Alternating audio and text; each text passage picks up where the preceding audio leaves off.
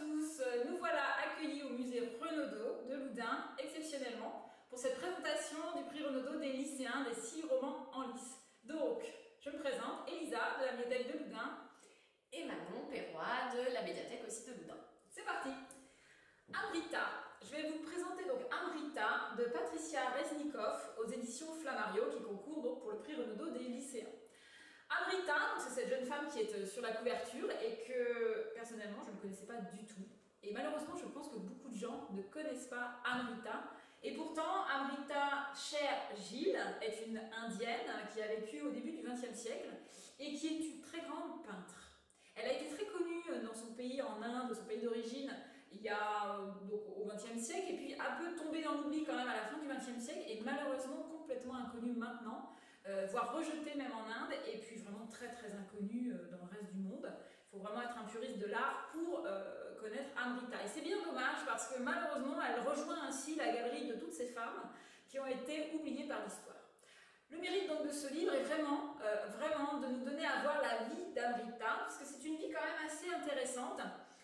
Déjà, nous allons être transportés en Inde, mais pas que, puisque Amrita est le fruit d'un mariage entre une Européenne, une Hongroise issue de l'aristocratie, et d'un Sikh indien, qui est aussi issu d'une famille très riche en Inde. Et Amrita va aussi avoir une sœur, Indira, avec qui elle va nouer beaucoup de relations d'enfance. Et Amrita va peu à peu sortir de l'enfance, de l'adolescence pour devenir vraiment une peintre.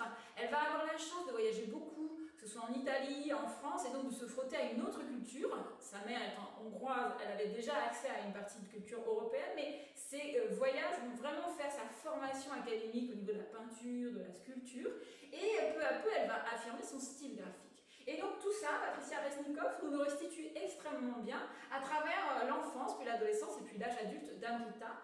Et ce qui est assez intéressant, qui peut plaire à une partie du public qui lit le prix Renaudot des lycéens en général chez nous, c'est ce côté très presque proustien en fait de l'écriture de Patricia Resnikoff et même de l'univers d'Amrita. On a parfois l'impression d'avoir des atmosphères un petit peu éthérées, de grande bourgeoisie, où on prend le thé, où des artistes viennent, où des célébrités viennent en fait et fréquentent cette famille qui est vraiment une famille très argentée, très aristocratique.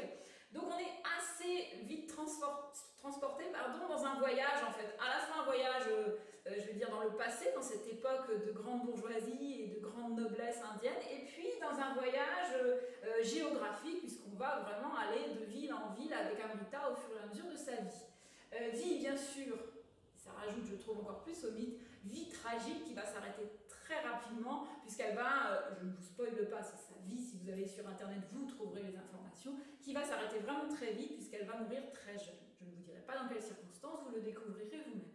Donc, Patricia Resnikoff va nous faire la vie d'Amrita au travers d'un dispositif littéraire assez classique mais qui fonctionne bien puisqu'on va suivre une personnage de fiction, Iris.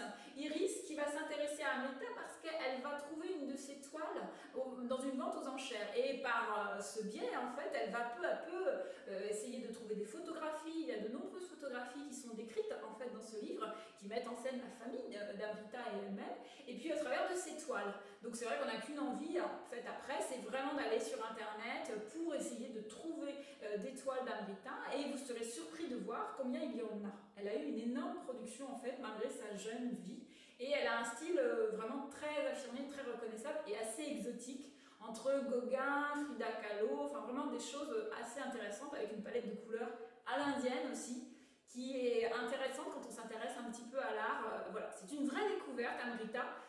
Ne serait-ce que pour cet artiste malheureusement oublié. Donc un grand merci à Patricia Resnikoff de l'avoir mis en lumière.